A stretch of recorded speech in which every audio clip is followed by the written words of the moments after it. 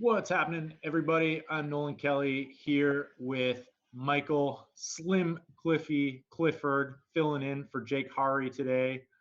We are live on the Awesemo YouTube channel. Michael, what's going on, man? First show together. Yeah, first show. Excited to do this. Excited to do like a big slate. Like I'm going to be doing a lot of Mondays this year, and those are usually like 4 and 5 game slates. So I like playing the bigger 8, 9, 10 game ones. So I'm pretty excited to dig in here. Yeah, absolutely. We got what's tonight? 10 games? There's 9 games, 8 games on this slate because there's one afternoon game. Right. So a little bit of a bigger slate. We're gonna get into it and just kind of break down, go game by game, and check out some of this stuff. First off, we want to thank our sponsors, though. Yahoo Fantasy. If you haven't played over there yet, just make sure to go over and check it out. They have NHL contests, usually pretty good sizes. More and more people are heading over there because it's a great spot to play. You have a lot less sharp competition. If you're a beginner, I would definitely recommend going over and playing on Yahoo. If you sign up using promo code Awesemo, you can get $30 off YSRP reward points. So that's pretty good. I don't know about you, but I've had some success over on Yahoo to start the season. You there, Slim Cliffy? Oh, I think we lost Slim Cliffy. All Couldn't right. focus. Oh, you're cutting in and out. You back? Oh, yeah. I don't know what's going on. Like I bought a new Wi-Fi extender and a new Wi-Fi booster, so I'm starting to get pretty fed up here. But no, I was just saying I haven't been able to play on Yahoo this year. It's the first year the Canadiens have been allowed. I know they don't. Yeah, I know they haven't been up here yet, so I just haven't dug in. I've just been too busy trying to stay above water over on DraftKings. Fair enough, man. Fair enough. Well, go check it out. It's actually great. The very first week I entered the $1 million NFL baller. I top 20, and I cannot say the same for my DraftKings luck for NFL. So definitely like playing over there. But let's pull it up. Let's get into this slate a little bit. We got. What are your general thoughts on tonight? Anything standing out to you so far? Well, I mean, the first thing obviously is the outdoor game, right? Calgary and Winnipeg are playing in Saskatchewan. We're gonna get into that game later. I like mostly for outdoor games. Like I've tended to just avoid them. Like I hate introducing additional variables. Like you just like we know what the weather forecast is going to be, and it doesn't look very good. And like obviously because there's really not a lot of winter games comparatively speaking. A lot of outdoor games, like we just don't have a huge sample to work off of. Like that always kind of scares me. Another thing is injuries. Like there's injuries all over the place, right? Like Tarasenko doesn't look like he's going to play tonight. Obviously, John Tavares is still out for Toronto. Philip Forsberg's still out for Nashville. Pittsburgh's missing pretty much their entire second line. We could keep going. Like there's a lot of pretty there's a lot of pretty key injuries here, and that messes with lines and it messes with what the coaches want to do too, and it's important to keep that in mind. So I'd say the two things that are kind of sticking out to me tonight are those major injuries and obviously the outdoor game. Absolutely. Well, that's a great segue into our first game. We're just going to go through and probably spend about 5 minutes talking about each one. The first one, the St. Louis Blues at the Boston Bruins tonight. Let me pull up my Vegas totals here. We got the Boston Bruins applied for 3.2 goals. The St. Louis Blues implied for a slate low 2.4. Starting goalies. Do you have the starting goalies offhand there, Michael? I know Tuukka Rask was supposed to start for Boston, and I'm pretty sure it's Binnington for St. Louis. Like they're going with their starters. You are correct. Tuukka Rask confirmed. Jordan Binnington confirmed tonight. So we have Oscar Sundqvist up on the St. Louis Blues top line in place of Tarasenko, who's not traveling on this 2-game slate. Sammy Blais moves back into the lineup. I think he was out last game with an injury or he was scratched. So he's on the fourth line with Barbashev and McEachran. Other than that, it looks like Robert Thomas is going to take Tarasenko's place. I haven't had on the power play. I haven't had a chance to dive into that. I don't know if that's more daily face-off guesswork, but I'm guessing they're probably right about that. And then on the Boston side, looks like Krejci's still out. We have Coyle centering DeBrusk and Ritchie. Just kind of the usual random garbage bottom six. I'm not super pumped from a fantasy perspective, anyways. On Boston, nothing too exciting here. Pretty much ado about nothing for Boston. So where are you going to in this game? Are you high on Boston 1? Do you like that price discount for St. Louis 1 as a contrarian play? What's sticking out to you about this game? Uh, the first note I made about this game actually was like mostly fade. Um, these are two of probably the five best defensive teams in the NHL. If you look at St. Louis's numbers last year, after Mike Yeo got fired and then Craig Berube took over, it was night and day. They got better offensively, they got better defensively. They had a little bit of a slow start to this year, but it seems like game by game they're slowly getting better. So I think we can start expecting St. Louis to be the St. Louis that we saw in the second half of last season, and that was the Stanley Cup champion. And then you look at the Boston side, and of course, like they're always one of the better defensive teams in the NHL. They have been for years and years now. Nothing's really changed. So, like, I don't know if there's really going to be a lot of goals. And then you look at the one line that you would be interested in, because, like you said, they said Oscar Sundqvist is going to take Tarasenko's spot on the top line. But in the same press conference or media availability or whatever you want to call it, they said they're going to try a bunch of different people in that top line throughout the game. So Sundqvist might start there, but is he going to even be there by this time the second period rolls around? I don't think he will. I think they're going to try different combinations, and then whichever one kind of sticks is the one they're going to go with. So I'm mostly out on St. Louis tonight. I don't mind moving towards their defenseman. One guy specifically is Justin Falk. He's shooting a ton. He's the guy that always shoots quite a bit. But he's shooting a lot this year. He's, on the power play unit with Pietrangelo. They're running double defenseman power plays, it looks like. Falk and Pietrangelo on one, and then Dunn and Parayko on the other. That gives Parayko a little bit of added value, I'd say. But, a road power play with two defensemen going up against Boston's penalty kill, I'm not sure how much value that actually adds. So I think Justin Falk is honestly probably the only guy I'm really looking at on the St. Louis side of things. I don't mind Ryan O'Reilly kind of as a one-off either, just because one, his price is depressed. Two, I don't think he sees a ton of the Bergeron matchup. And three, if St. Louis does pop 2 or 3 goals here tonight, I think it's likely he gets involved because they're really, Shen and Schwartz, they need Tarasenko really to drive that line. Without him there, I don't think they get it done.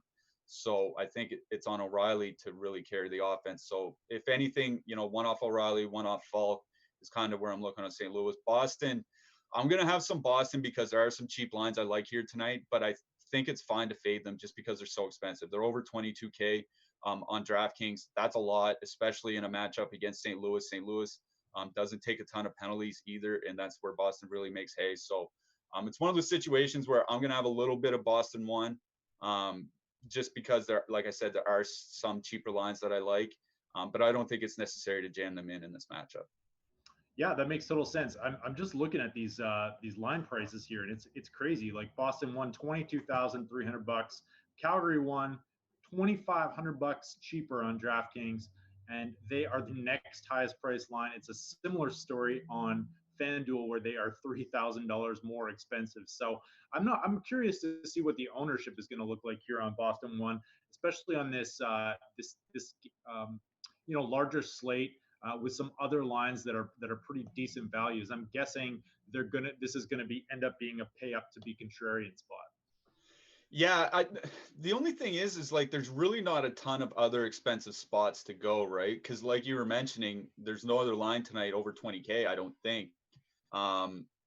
So like if you're going to use an expensive line, Boston's the line you're going to use, right? So that's why I'm kind of like, I think their ownership sees double digits, but I don't think it's anything crazy. Like I don't think it's like 20% or something like that. Like I think we're going to see them in the 10 to 15 range. Like and that's why I think I'm kind of fine using them because they're not going to be like super chalkier tonight.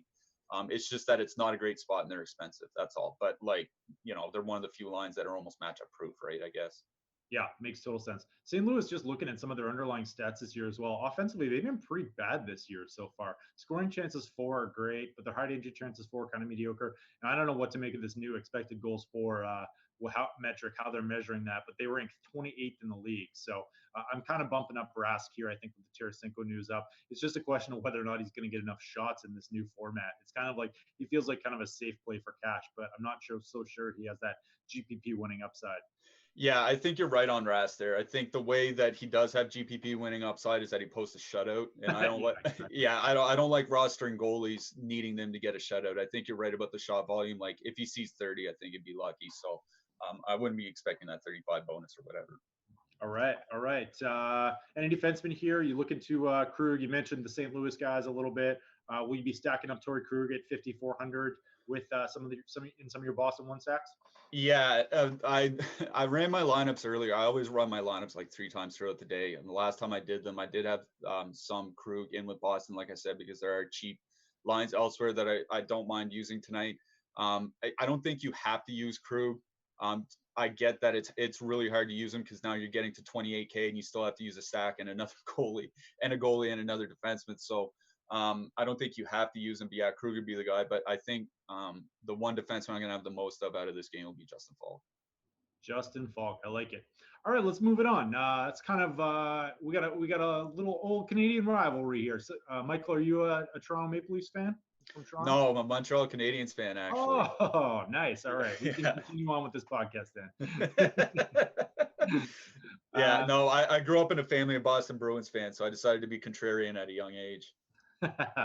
Nice. So we get the Leafs on back-to-backs here. Michael Hutchinson starting. He is confirmed probably going up against Carey Price. As terms of goal totals, we have the Leafs implied for 3.1, the Habs implied for 3.5, which is actually the second highest implied total on this slate. Kind of surprised by that, but I guess Vegas and bettors are not super excited about Michael Hutchinson and net, maybe back to backs, no Tavares. Let's just take a look at the changes here. Maybe I'll pull up these lineups and see if we got anything exciting going on. Maybe just give me your general thoughts on how you're approaching this one. Yeah, so this is one where when I see Montreal on a slate, the first thing I always look to is the goalies. Montreal is a fairly high-paced team. They generate a lot of shots.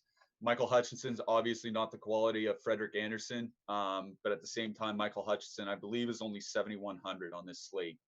I think you're gonna get a lot of Montreal ownership here tonight. I think you're gonna see both the first line and the second line into the double digits. So I think I'm gonna have not a fair amount. I'm gonna have some Michael Hutchinson here tonight. Just because one, I think it's a good leverage play. If he puts up a good outing, you're probably up on 25% of the field instantly.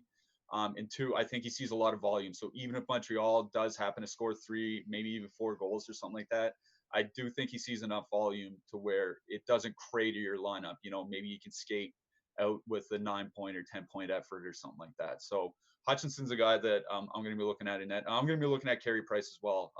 Montreal and Toronto, 2 high-paced teams, really. I specified Montreal, but they're both high-paced teams. So Carey Price should see a fair amount of volume on his own.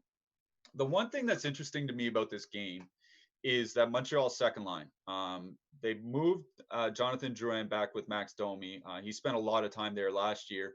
On the other wing is Joel Armia.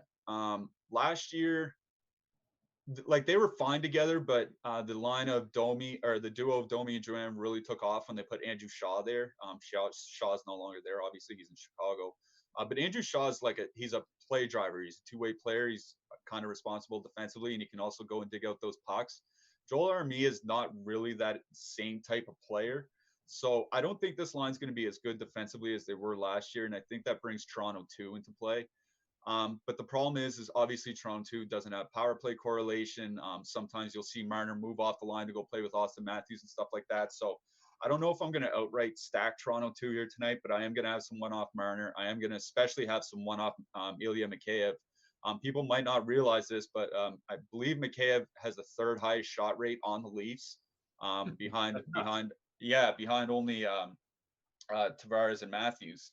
So he really looks like, I didn't think much of him coming into this year, but he looks like what people think Zach Hyman could be, right? like he's a guy that can go in and dig the pucks, and the guy that's responsible defensively, but he's also a shooter. He can also score. So I'm gonna have a fair amount of one-off Mikheyev here tonight, one-off Marner as well. I don't have a problem with stacking the top line, but they're not on my radar. One, like I said, because they do break them up sometimes and move Marner up there. And two, it's a pretty tough matchup going up against the Danault line. So I think a lot of people might be thinking the same thing. So if you want to be contrarian, I don't have a problem with it. It's just I don't think it's a good enough matchup to warrant being that contrarian. So I think I'm going to, on the Toronto side of things, Jake Muzzin and Tyson Barrie, I think they might start seeing more minutes because they have been matching up with opposing top lines. So that should only boost their time at 5-on-5.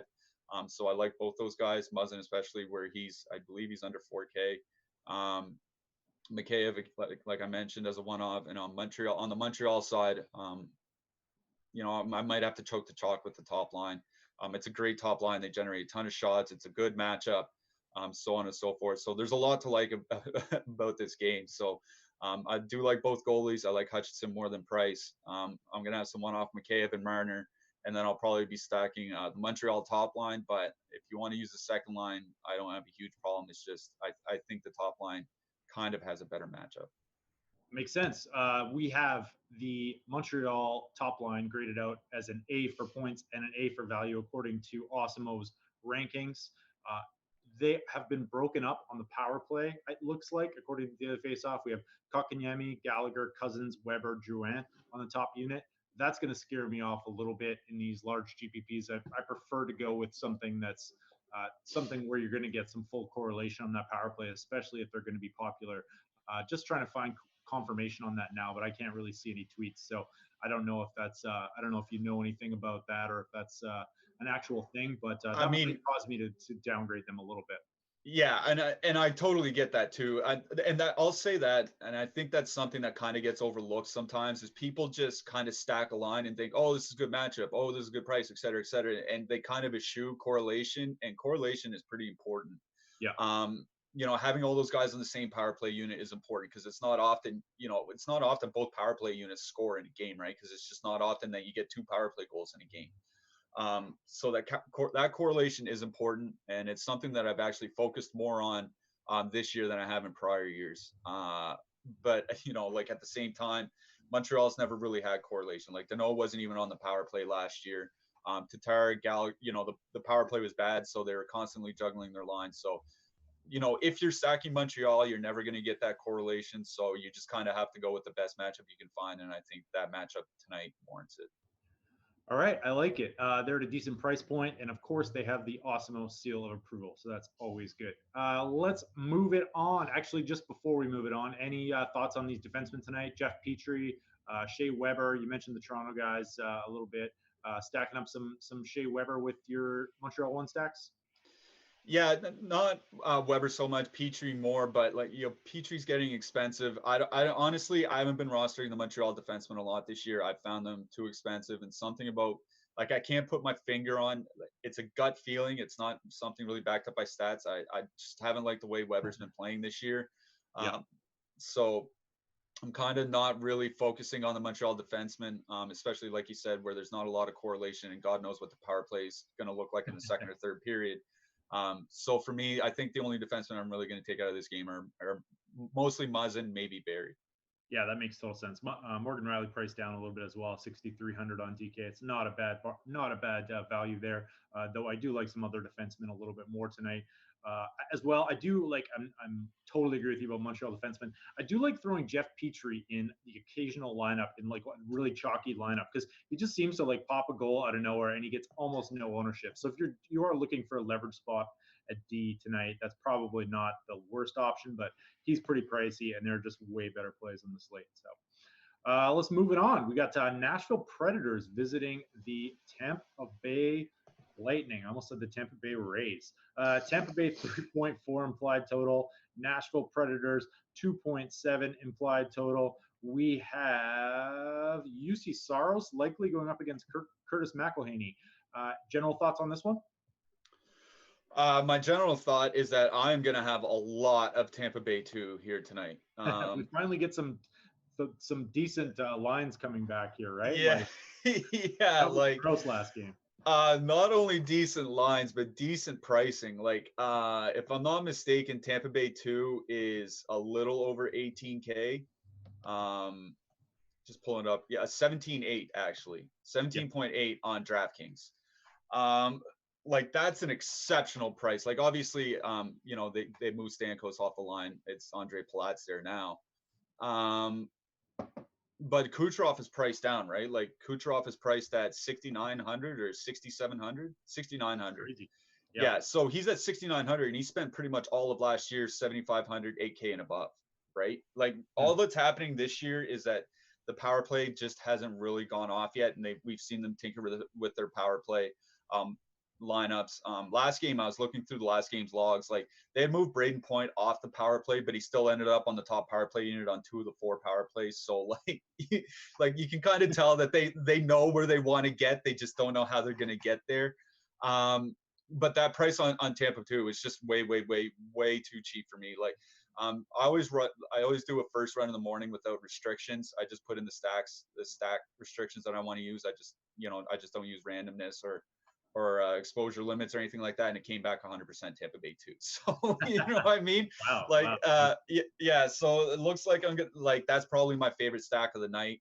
It looks like they're going to be matched up against Nashville's second line or Nashville's top line. Johansson, Arvidsson, and Järnkrok. Johansson and Arvidsson's defensive numbers without Philip Forsberg over the last however number of years, they aren't very good. Like Johansson's not a great two-way center. Arvidsson's not the two-way winger that Philip Forsberg is. Calle Järnkrok's fine, but I think he's better suited to match up against like second lines than he is against opposing top lines. Like I wouldn't want him matching up against Braden Point and Nikita Kucherov. So I think it's a good matchup. It's a great price. I worry that they'll be chalky. I think there's a chance that this is one of the higher owned stacks of the night, just because they do have a good total. It is a really cheap price. People will chase the cheap price. So I do worry about ownership. I do think you could see a Point in Kucherov, in that 15 to 20% range, and that's a problem. But if you can differentiate your defenseman, maybe throw in a one-off forward, we just mentioned Mikheyev. There are other ways to differentiate, even though your stack might be somewhere around 50% owned. Yeah, that's a good point. Great value. I think I agree with all your takes there. I'm actually surprised that we're not getting a great projection out of them, but that could update a little bit later on, just in terms of the rankings here from Awesemo B and a B. But yeah, I'm with you there. I'm probably it'll depend on ownership for me. To see where how exposed we get. But yeah, you're right. Always pivot points any other places in your lineup. So any interest in this top line at all? Stamkos, Johnson, Matthew Joseph? Not really. I mean, I could see using them if you're worried about Tampa 2 ownership, but you still want to get exposure to the game. I could see using them. But I think Joseph is more of a guy that is suited for the third line. Like I'm a Tyler Johnson fan, but I think he needs other people to do the work for him. Somebody like Braden Point. I'm not sure Stamkos is the guy that can do the work for him. So I'm not on that line. I don't have them grading out particularly well in this matchup. So for me, it'll be Tampa 2 or bust on that side. Oh, I just realized that Carolina Hurricanes at the Blackhawks is not on this slate, and now I'm a little bit sad. And Nino has a goal and an assist after like I rostered him like 7 straight slates or something like that and got like 2 points from him. So that's right. It's always the way it works. Oh, we got motorcycles going on in the background. It's a beautiful day out here in Vancouver, and I forgot to close my patio door. Let's just a quick word of as well. We got a free promo going on here. NHL free week, I believe. Let me just double check that. It's going on the ticker. The promo code's down there. I think it's NHL free week, and you get just what the promo code says is what it is. You get a free week to check out Awesemo's projections, Awesemo's ownership, all that good stuff. So head on over and check it out if you're not already a member, and you can try out our stuff. So all right, let's move it on to do you got any final thoughts on this one, Nashville? I'm kind of not into Nashville too much. Roman Josi, Hedman, Ryan Ellis, anybody catching your eye? I will say the one guy, like I just talked about Mikheyev as having Mikheyev as a one-off quite a bit today. Another guy I'm going to have as a one-off is Kyle Turris. He's looked like a different player. Like he had a bad start to the year and they had him down on the 4th line. Now he's up on the 2nd line playing with Granlund and Duchesne while Forsberg's still injured. And he's back up to like 16, 17 minutes a night. He's firing a ton of shots. Like we're looking at 17 shot attempts per 60 minutes at 5-on-5. And that's a huge number. Like that's, not quite the elite, but just below the elite. And it's not something that we should necessarily anticipate going forward. But I'll take the gamble at 3,900 as a one-off in giant tournaments, trying to differentiate that Turris can maintain this level playing with those players. So I do like Kyle Turris quite a bit as a one-off here tonight. I like that too. I like that call. It's nice to see Turris rebounding a little bit after a couple down years here. But speaking of that, what's your macro strategy this year? Have you changed it at all? Are you still 3-3-1 stacking? Are you 4-3-1, 3-2-1? Like, what's your preferred method so far this year? And do you change it up depending on the slate size? Yeah, as far as the slate size go, I definitely do a lot of different things on smaller slates. Smaller slates, I'll do more PP stacks. I'll do more broken stacks, like I'll use Matthews and Marner together, something like that. Kind of not quite cash game lineups, but more cash game lineup E. You know what I mean? Like I'll still use stacks, but I won't double stack. I won't go with a 3-3 or something like that a lot on short slates. On larger slates, what I've moved to is almost the same thing every slate, is one stack of 3 forwards, and those 3 forwards I look for perfect power play correlation. So something like the Boston top line. I think if we're looking at perfectly correlated, I think it was the Toronto top line and the Boston top line and the Philly top line. Like there are lines that have perfect correlation on the power play. So those are the lines that I use as my 3. And then I'll use a 2 forward 1D stack to go with them from another team. Usually correlated with the power play, but not often. Sometimes they could just play a lot of time together at 5-on-5. So we kind of call it the 3-2-1 stack. 3 forwards from one team, and then 2 forwards and a defenseman from another, and then use a one-off defenseman, one-off winger besides that. I think you need to take advantage of the bonuses, especially among the defensemen. So that's one reason that I've been doing it. And the other reason is just to get away from chasing uncorrelated stacks. We talked about that earlier with Montreal. It's just I found myself chasing too many stacks that were broken, and it just wasn't giving me the results that I wanted earlier in the season. I changed up my strategy, a few games in, and it's kind of turned my season around. So yeah, I've been doing a lot more 3 forward and then 2 forward and defenseman stacks. That's pretty much what I'm doing on large slates now. Yeah, that makes total sense. I'm right there with you. You got to be able to adapt. What's your phrase for the double dip, the combo meal? The combo meal. Yeah. Like it. You got the combo meal when you get the shot block and the shots on goal bonus. It doesn't happen a lot, but when it does happen, boy, is it nice.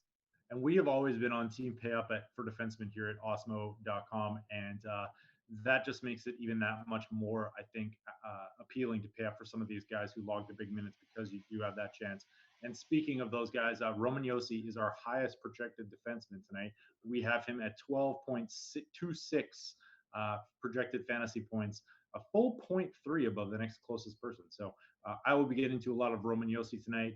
He usually gets about 25 minutes in these big time games. So sign me up for some exposure to him. Let's move it on. We got 1, 2, 3, 4, 5 games left in about a half hour. That's pretty good.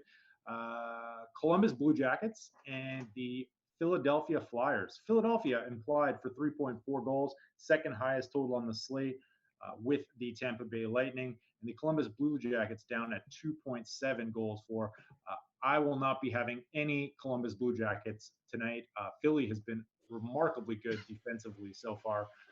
In terms of goalies, we have Brian Elliott confirmed, and it looks like maybe Jonas Korpisalo for the Blue Jackets. What are your thoughts? Do you agree with me on the Blue Jackets tonight, or are these top lines still priced down enough that you're buying in?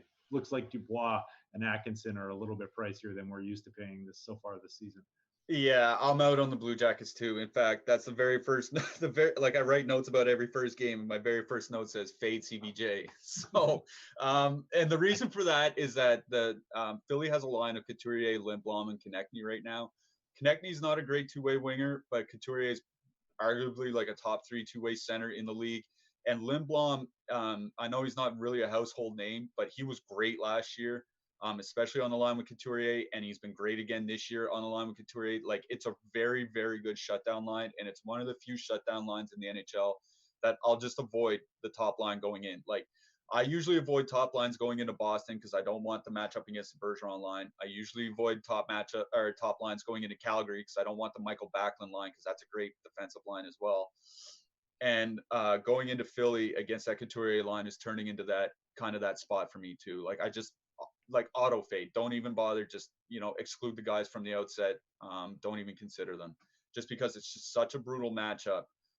It's just not worth chasing the maybe 1 or 2 times a year where they'll allow 2 goals against or something like that. So I got some quick stats for you. Philly first in the NHL in scoring chances against allowed per 60. First in high danger chances allowed, 6.31. A full 1 high danger chance allowed, less than the next closest. Third in expected goals against this season. I think this is legit, and I think they're one of the best defensive teams in the NHL. What do you think? No, I agree with you. And I had this conversation with some guys over the summer, just talking about, preparing for the season and stuff like that. Like Sanheim is a very good young defenseman. And I think Provorov is a very good young defenseman who just had a tough season last year. Like, I think, people expect players to grow in a linear progression when they're young guys in the NHL, and it just, it doesn't work that way all the time. And I think Provorov just had a rough year last year. He's looked better this year. So now you have those 2 real good young guys. They brought in Matt Niskanen, who also was coming off a tough year, but has a, good track record of being a very good defensive defenseman. And then you have Kevin Hayes, who they added, who's a good 2-way center. They have Sean Couturier, who's one of the best 2-way centers in the NHL. They have Jacob Voracek, for all his mistakes, he's a good 2-way winger. They have Oscar Lindblom. He's an excellent 2-way winger. Like, there's a lot of good 2-way players, and there's a lot of solid defensive defensemen on this team. And I think people were kind of sleeping on that going into the season. And it surprised me to see them at the top of the shot share metrics, but it didn't surprise me to see them near the top. You know what I mean? Like, I expected them to be a good team. I expected them to be a playoff team. So it's surprising that they're this good, but I don't think it should be surprising that they're a pretty good team. I guess it'd be the way that I'd categorize it. So I'm with you. I'm not on this Columbus top line. The 2 guys that I'm looking at from Columbus, one is Ryan Murray. He's by himself on that second power play unit now. He's really cheap. Like you said, we usually like to pay up for defensemen, but anytime I can get, like, Columbus's power play is terrible, and any power play that looks decent in a game is the one that's going to get the run. Like, if the top unit doesn't look good, that second power play unit's going to get the run in any given game. So I'll take that chance for his price. And the other guy is Josh Anderson. Now, I think Philly can be had in their depth, especially the top line with Van Riemsdyk and Giroux. I don't think they're great, particularly defensively. So Josh Anderson, I believe, is 3,900. He's usually a guy that puts up a great shot rate, so he's another one that I don't mind as a one-off. So Murray, Anderson, one-offs from that side. From the Philly side of things, I'll have quite a bit of their top line here tonight. Giroux, Voracek, Couturier, or not Couturier, Giroux, Voracek, JVR, that's it. So I'll have quite a bit of them. Like we talked about the correlation, they have that perfect power play correlation. Columbus typically isn't a team that takes a lot of penalties, but it's a little bit of added fantasy value. So I'll have some of the Philly top line, not a lot. They aren't a core stack for me, but of all the lines in this game, it'll be that top line. That's another line I just worry about ownership is all. Yeah, that's the thing. I'm right there with you. I agree about the Philly line. I actually get to a lot of Brian Elliott, I think, tonight as well, though I wonder what the shot totals will be like. I have to look in a little bit more into that. Philly, too, is a really nice contrarian play, I think, more often than not. Especially there hasn't really been any explosive games from them so far this year. Couturier has had I think Couturier only has 2 goals all year. So they might fly a little bit under the radar tonight. And I actually noticed last time that Philly played, I think it was against the Blackhawks. Blackhawks are really highly owned, so I don't think a lot of people have caught on to the fact that Philly might be a good defensive team here. So sign me up for some Philly tonight, and either one of those top 2 lines, depending on how the ownership shakes down. Provorov priced down a little bit from what we've seen, 5,200. Gostisbehere is getting not very much ice time, but still on the power play 1, I believe. Are you getting any of these Philly D? Sanheim's just ridiculously cheap, and I don't know. His price point's been low all season, and I think eventually it's going to come up. But yeah, that's the thing. Every time I do my run on a plate with Philly, I just always get a ton of Sanheim, right? Because my my preseason projections for him were pretty solid. He's not necessarily getting the ice time that I thought he would. Like, he's only getting not even a minute more per game than he was last year, and I thought he'd be a bigger part of the team this year. I guess with the additions coming in, it kind of makes sense that he's not, as featured as a role. I don't mind Sanheim. You're right about Gostisbehere. I don't think Gostisbehere is a guy you use as a one-off, because if he has a great game, then there's a good chance the Philly top line has a great game. So if you're using Gostisbehere as a one-off, I don't think you're getting ahead. So I think it only makes sense to use him as part of a power play stack. So that's kind of where I am with Gostisbehere. I will have some Sanheim just because, like, I know it's 20 minutes a game, but if I have faith in my preseason projections, then his price right now is just too cheap. So I will have some Sanheim as well. I'll probably have, Sanheim and Provorov, actually. All right. I like it. We are on the same page here, and that's what I like to hear. Smash that like button if you don't mind. It helps us out a lot. It helps keep this content free over here at Osmo.com. We really appreciate it. We really appreciate you guys tuning in. Jake Hari will be back next Saturday. I think he's in Wisconsin at a water park. That's what he told me. I don't know. I feel like a water park in Wisconsin at the end of October would be kind of cold. That's what I thought. I was like, oh, that seems like a little bit cold. But these Minnesotans, they love their lakes and their outdoor cabins and stuff. So we'll buy that story. All right. We got. Let's move on to the next game here. We got 1, 2, 3, 4 games left. The Dallas Stars. Oh God, kill me now. Dallas Stars hosting the Pittsburgh Penguins. Penguins implied for 2.7 goals. Dallas implied for 2.9 goals. Maybe just talk a little bit generally about what you're doing with this one. Oh, throwing it in the garbage. I love it. Like, I mean, if you look at Dallas's lines, all their 4 big guns are on 4 different lines. Like, Joe Pavelski's on the 4th line today. Like, obviously, he's not going to play 9 minutes. Like, he's going to end up playing 13, 14, 15 minutes somehow or whatever. But, like where do you go with the stack? Right? Nowhere. Like, gross. Like, there's nothing you can really do. Like, if you want to throw a bunch of darts and stack the hints line or something like that and hope that they go off, like, go ahead. It's just I feel like it's a waste. I really do. Like, I think the only way to attack this kind of lineup would be a power play stack. But Pittsburgh is one of the least penalized teams in the NHL this year, and they were bottom 10 for penalties for shorthanded chances against last year. So I don't, if Dallas only gets 2, maybe 3 power plays, that's not really a lot for them to do damage on the power play. So I don't mind using some of their guys as a one-off, but I'm almost getting to the point with Dallas now, like, where I'm just Xing them out on slates. Like, I really am. Love to hear that. Like, there's nothing you can do with them. Like I said, I have power play stacked them at times this year, but in matchups where I can expect, maybe 3 to 4 power plays, not 2 to 3. So I'm just kind of out on Dallas. Like, I won't have much for one-offs. I won't have much for stacks. Like, Dallas, I probably won't have much of it all. On the Pittsburgh side of things, like, I don't know how much I'll have of them either. Like, it's just it's a slow-paced matchup. You might only see 50 or 55 combined shots in this game. Last game, Mike Sullivan got mad at Jake Gensel for taking a penalty or something and took him off the power play. So, right. So last game, their top power play was Crosby, Dominic Cahoon, and Zach Aston Reese. So, if Gensel isn't the perfect player in the first period, is he going to be taken off the power play again? Like, I just don't know. So, I mean, if Pittsburgh does damage in this game, it's probably going to be Crosby's line that does it, right? So I might have some of the top line just, in case they go off. But I think this is a game where I'll be picking one-offs. Like Justin Schultz, I think he's only 4,200 on DraftKings. It looks like he's on the top power play unit. So if you want to use Justin Schultz, I'm fine with that. Patrick Hornqvist has been shooting a lot lately. It looks like he's kind of righted himself after a down year last year. So if you want to use Hornqvist, he's really starting to get expensive, though. He's, creeping up towards 6K. So, I don't mind Hornqvist as a one-off, but it is expensive. I like Schultz as a one-off at 4,200. Other than that, I don't think I'll have much out of this game. Oh, man. Glad to hear you say that. Yeah, Dallas, all 4 of their best offensive players on different lines. Although I think if you were to go with the stack here, it might be like the Seguin line as the second line. I don't really want any part of this game, though. Dallas, you said it. defensively, they're pretty much second behind the Philadelphia Flyers in terms of most defensive metrics. So they've been one of the better defensive teams this year. I think this is going to be a slow, plodding game, and I'm also not going to have much of it.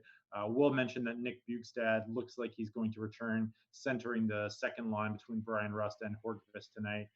But yeah, this is just shaping up as a stay away. And as someone who's lost a lot of money by rostering Dallas Stars, it's nice to be finally kind of on the other side of this and just having it go right for a while. So knock on wood, here's to hoping that Dallas continues to not perform up to expectations. Yeah, and I think the other thing is they're starting to get cheap where people are playing them, right? So it's not like you're even getting a huge ownership discount when you play him. Like Yeah. you might on full stacks because nobody's going to stack the Radulov line. So if you stack Dallas's third line, you're going to get them at nothing. But like individual players aren't like they're not going to be as low owned as they should be. I don't think so. I think you're fine just moving on from this game. All right, let's move it on. We got about 15 minutes left. Minnesota Wild hosting the Los Angeles Kings. If I were to randomly say who is the highest, which team has the highest shot totals per game this season, would you say the Los Angeles Kings? I can't believe it either. Like I ran into that. I think it was on Thursday was their last game that they played, or maybe Wednesday. Anyways, I couldn't believe it. Like I knew they had been generating a lot of shots, but I thought they weren't allowing as much against, but they are. Like it's like 62 shot attempts for and 58 against per minute or something like that. Like once you get up to that 120 range of combined shot attempts for and against per minute, like that's Toronto last year territory. It's absolutely insane. Yeah. So yeah, out of this game, I will say my like right off the top, my favorite play in this entire game is a one-off Tyler Toffoli. He's only playing about 15 minutes a game, but like he's a guy that's usually been a volume shooter. Had a down year last year, but like the whole team had a down year last year. This year, his shot attempt numbers are just off the charts, insane. Like 23 shot attempts per 60 minutes so far this year at 5-on-5. I think it's a mark that would have either led the league last year or been top 3. Like this guy's just shooting the lights out. So like even in 15 minutes of ice time, he could easily put up like 3 shots on goal. And if you do that against this Minnesota Wild goaltending, I think he has a chance to score here tonight. So sign me up for some 3,900 Tyler Toffoli as a one-off. But I do like both top lines in this game, believe it or not. Like I know that the Vegas totals don't agree with me on this one. But I do think this is a higher pace game. They're not really that expensive. The Kings should be matching up against Minnesota's top line, which really isn't great defensively. Like Luke Kunin, I think is still in the top line. He's not great defensively. Matt Zuccarello isn't either. So I'm not really worried about the matchup. They have perfect correlation on the power play. I don't think there's any ownership on Los Angeles here tonight. Like they'll be single digits easily. So like I understand if you don't want to use them because going into Minnesota has typically been a tough matchup like in prior seasons, but I don't think this is quite the same Minnesota team that we've seen over the last few years. So I do like that Los Angeles top line. The second line for Minnesota, Parise Koivu Zucker, is only 12.1, if I'm not mistaken, on DraftKings, and that's one of the lines I like using with Boston's top line. In fact, when I ran my second run this afternoon, once I started setting limits, the most popular stack was Boston 1, Minnesota 2 for me. So right. Yeah, so that'll be a line I have a fair amount of tonight because they're cheap. So I do like both sides of this game. I'm not going to have a ton like these. Neither of them are core stacks for me. I just think that there's stacks to sneak in that, Minnesota 2 is one that fits great with the Boston top line. So that's, it's the only place where you really need to use them. There aren't other spots like we talked about earlier. There aren't other super expensive spots on the slate. So if you're not using Boston 1, there's really not much need to use that Minnesota second line. So those are the only lineups. I'll have them. But that LA first line, I'm going to have a few shares of tonight because I think they go under own, and I think it's a better spot than people might realize, especially with the way that they've been playing so far this year. I like it. I like that call. As well, it looks like they are our lowest price B grade if you're going by the Osmo stack rankings there. So let me just pull it up. Minnesota. What do we got? Yeah, so Minnesota won 12,001, 15,000 on FanDuel, B for points, A for value. They're going to be popular. So if you're going to force them in higher price stacks, like if you're going Boston 1 and you're putting in Minnesota Minnesota won the Koivu line, you're probably going to need to differentiate elsewhere. That's going to be a very popular combo. So Yeah. just be cognizant of that. All right, you got anything on the goalies here? I kind of like Stalock, especially if I'm stacking it up with one of these Minnesota lines. As well, Spurgeon looks like he's on the top power play unit. That's a bit of a change. He might be a sneaky play tonight. I don't think he's going to get much ownership. We do have full power play correlation as well for Minnesota 1. And Spurgeon is just 49. Well, I shouldn't say just 49. He's 4,900, which is a bit pricey. So you're probably going to get almost no ownership on him. Yeah, Spurgeon and Dunbar are two guys that I have on my list as defensemen to use tonight. I mean, I think Matt Dumba, I wrote about him earlier this year at a different website. I think he's basically going to be like the next Shea Weber. I know that's obviously very lofty because Shea Weber might be heading to the Hall of Fame someday, but just just in terms of like the fantasy impact that he has and the fantasy points that he can bring, I think the best comparison would probably be Shea Weber, a guy that will score more than most defensemen, but won't bring in a lot of assists. So like, I don't think you're looking for 3-point games from Dumba, but I think he's a guy with a rocket of a shot that likes to shoot. So he's a guy that I have a decent amount of. I'm kind of with you on the goalies. Stalock is expensive at 8K, but I do think he sees some shot volume here tonight. And if you believe Minnesota's close to the same teams they've been historically, they've been a team that's been able to limit quality over quantity. So he could see some easy shots here tonight, especially against an LA Kings team that really doesn't have a lot of top-end goal scorers. All right, I like it. Let's move it on. We got 2 games left. Colorado Avalanche hosting the Anaheim Ducks. The Colorado is implied for 3.1, a little bit low. Anaheim Ducks implied for, going to go all the way down to the bottom, 2.5 goals tonight. Kasha looks like he is out for the next couple games. He would have been a nice one-off. I always like to use him as a one-off. And then on the Colorado side, of course, Mikko Rantanen is out. We saw, who do we see up on that top line? JT Compher. Yeah, so he was mixed in and out. Last game, they had Burakovsky up there for a little bit.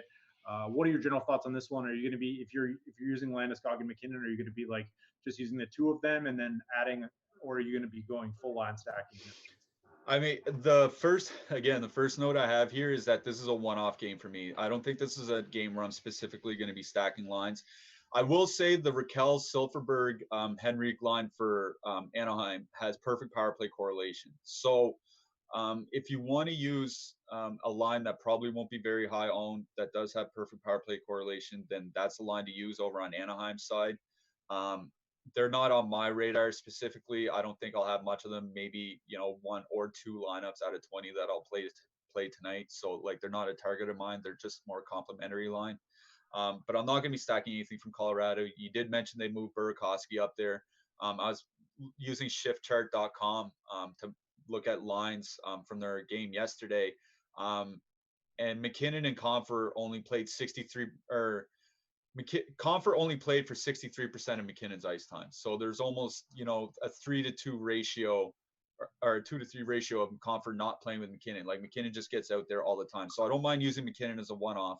Obviously, he should be a cash game target as well, I think. I'll leave that to the cash game experts though. I don't think I feel comfortable. I think if anything, you'd stack the Colorado second line here, right? Like they've looked good at times. We've seen them do well on the road. I think if you're going to take advantage of Anaheim, it's going to be the depth defenseman. It's not going to be against the pair. It's not going to be against the Hampus-Lindholm pair. So I think you want to dig in deep. So if anything, for Colorado, if I don't have one-offs, the line I'd stack would be the second line, but I'm not going to be using them then here tonight. So for me, it'll be maybe a little bit of the Henrique line from Anaheim, and then just picking some one-offs from Colorado. Like Kadri's fine as a one-off. I don't mind using Burakovsky as a one-off. One thing about Cale Makar, if you notice, his ice time has been declining a lot. Like I think he was down. He's been down to like 15, 16, 17 minutes the last few games. So you're really relying on him to get him for a multi-point night in order to pay off in GPPs. And I don't really like rostering guys in the 4K range where you're relying on multi-point efforts. So he's not a guy I'll have a ton of here tonight. It'll probably be more using somebody like Eric Johnson maybe. But like honestly, in general, I think I'll have some one-off Kadri, maybe some one-off McKinnon, and that's about it for Colorado. Nice. I like that. Yeah, a little one-off Eric Johnson, not bad. I think you summarized this pretty well. I forgot to mention as well that it's what is it, Pavel Francouz Yeah. and Ryan Miller tonight. So Yeah. probably a slight upgrade there. They do not have to face the best goalie in the NHL tonight. So their team total may rise a little bit as the afternoon goes on. But yeah, right there with you. I also think you can go for, instead of one-off in Colorado, you can go for that 3-2-1 stack and use McKinnon and Landeskog as well. So that's always a possibility. Yeah. Let's get on to the last game of the night here. We got the Calgary Flames and the Winnipeg Jets playing outside of their normal time zones. The Winnipeg Jets, I don't know what's going on with Calgary 1, but they're killing me so far this year. Calgary opened at a 3.4 implied total and went down to 3.2. Winnipeg started at 3.2 and is down to a lowly 2.9, which is surprising. They actually grade out pretty well for us, though we may get a projection update as the afternoon goes on. There's some nice prices here for Winnipeg. What are you seeing in this game overall? Yeah, so like you mentioned, this game is outdoors. This is an outdoors game in Saskatchewan. Looking at the weather, it looks like at puck drop, it's going to be at close to freezing or just below freezing. Then it's going to get colder. And there's supposed to be some wind too, 30 to 45 kilometers an hour. So that'll make it even colder. And the thing with cold weather, and it's going to make the ice hard. And people think that soft ice makes the puck bounce. That's not what it is. It's when the puck gets warm is when the puck bounces. The puck won't be getting warm in this game. You're going to see a lot of crazy bounces. And that, like I said it off the top of the show, that's what worries me about outdoor games, is that the weather brings another variability that you can't really account for. So I don't know how much I'm going to have. I don't know how much I'm going to have of Calgary, honestly. That you mentioned they changed up their top line. The top line is now Elias Lindholm with Matthew Tkachuk and Johnny Gaudreau. They're kind of cheap at 18.4, but they're also a 3-winger line on DraftKings. So it's really tough to fit in. You got to look for, you can't really, I mean, you can stack elsewhere. You just got to go find a one-off center you like. I don't really mind using that line if you can find a good stack, because, I don't think there's a huge, I think it's actually better for the lines. They're effectively subbing out Sean Monahan and subbing in Matthew Tkachuk. And I think Matthew Tkachuk is flat out a better player in fantasy and in real life than Sean Monahan. So I think that's almost an upgrade for the top line. It's just tough fitting them in with the 3-winger. But I am going to have some of that Calgary top line because I do, like I said, I do like Tkachuk being moved up there. And they should all still be on the power play together, right? That's perfect power play correlation. So I do like that. I do like the Winnipeg top line too. Ehlers, Scheifele, Wheeler, they don't have perfect correlation. Ehlers is on the second power play unit. But Ehlers is kind of like that play driving guy that Patrick Laine isn't. He's a guy that can help drive the offense and get them to the offensive zone so that Scheifele and Wheeler can do their work. I don't think it's necessary to stack them, but I will have a few shares of that Winnipeg top line just because I think they're a little bit cheaper than they should be. And they should be matching up against that Lindholm, Tkachuk, Gaudreau line. I don't think I think they're fine defensively. I don't think they're very good. It's just not something to worry about. So I'm going to have both top lines here in this game. Not sure I'm going to have either goalie. Like I said, I'm worried about all the bounces and crazy bounces. I mean, God knows, like, like we could see something go in from the blue line, right? So yeah. That's probably what I'm going to have here. Is I'm going to have a little bit of both top lines and Neil Pionk as well. Still on the top power play unit, it looks like, for Winnipeg. He's only 4,500, I believe. He's been playing about 23 minutes a night. So Pionk should be a pretty good value here on the slate as well. Yeah, it makes total sense. I think that was some pretty solid analysis there. Yeah, so Ehlers back up on that top Winnipeg line there. Kyle Connor, Laine Little down on the second line. Pionk is quarterbacking. I did notice that Heinola is out tonight, and Tucker Poolman draws back in on that top pairing. Super weird lines for the Flames. Like, I could see just fading them as well. I think, though, if you do want to do that triple winger stack, it's a nice contrarian move that I think a lot of people aren't on. It's actually, that kind of stacking has never worked out for me, but I always try it in a couple lineups. Occasionally I think it's FanDuel where you can only play 2 centers. Like, that can work as well. If you have, like, I think it was Draisaitl McDavid, that was a weird combo. Well, we were just talking about Colorado too, right? Like Kadri and McKinnon, decent one-off plays. So, like, if you want to sneak in, Kadri would be the one-off center, and then you can use a center winger defense stack to go with them. Like, yeah, absolutely. And just looking around the slate, like not a ton of other options for one-off centers here. Looking at like probably you mentioned earlier, Ryan O'Reilly's another good one. We don't have Bull Horvat on this slate, so we won't be able to use like Sagan would be one, I guess, Sagan. but Oh, but yeah. but he's like 6,700 playing with Dennis Gurianov. Like, Yeah. And who is the other one? Matthias Janmark on that line? Is that yeah, right? yeah. All right. Well, I think that's gonna do it for us here. Any final thoughts? Favorite? You got like a favorite stack tonight? Most exposed line, most exposed defenseman? Yeah, my most exposed line, like I haven't officially like done my lineups yet, but I can't see any way that the Tampa Bay second line isn't my most owned line tonight. I could see them probably, honestly, I could see them being in about half my lineups. I'm usually not very good at limiting myself. Like I get pretty excited over things like this. You're talking to someone that went 90% Toronto won last night. So okay, well there you go. So yeah, so I'll have a lot of the Tampa Bay second line. My favorite goalie on the slate is probably going to be Michael Hutchinson. One, because he should see a ton of shots. Two, because he's only 7,100. And three, because Montreal should see a lot of ownership. So it's really a confluence of a lot of things that makes him a favorite goalie of mine. So I'll probably have quite a bit of him. As you mentioned, Yossi is a great value here tonight. For a cheap defenseman, I could see myself having quite a bit of Ryan Murray from Columbus. I like that. Yeah, Ryan Murray has been popping in our models all season long. All right, that is going to do it for the Awesome Out NHL Hockey Hour. Are you back on Monday? Is there a big enough slate for that one? I haven't checked, but if it's more than 3 games, then I will be on Monday. So I'm pulling it up right now. Tomorrow, no. God, we need to get you on a different day. Let's talk about this. okay. Great analysis there, Michael Slim Cliffy Clifford. Where else can we find your work? You're on a number of other sites, right? Well, I used to be. Now I'm trying to pare it down. Now it's just here, and I'm over at dauberhockey.com. I write more season-long stuff than daily fantasy over there. So if you want to read my daily fantasy stuff, it's over here on Awesemo. If you want to read some season-long thoughts, I'm over at dauberhockey.com. Perfect. So I'm just going to tell you what we got coming up on the Awesemo YouTube channel. We have Live Before Lock.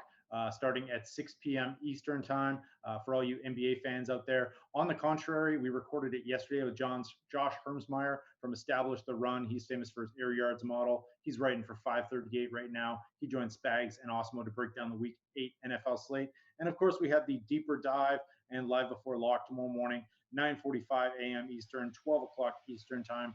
Lofty, Ben, Rasa, Spags, Josh, all going over the NFL slate. So yeah, and of course, make sure to use that promo code that's running across the ticker right now for a free week of NHL stuff. Come join us in Slack, say hi. We'll help you out with your lineups.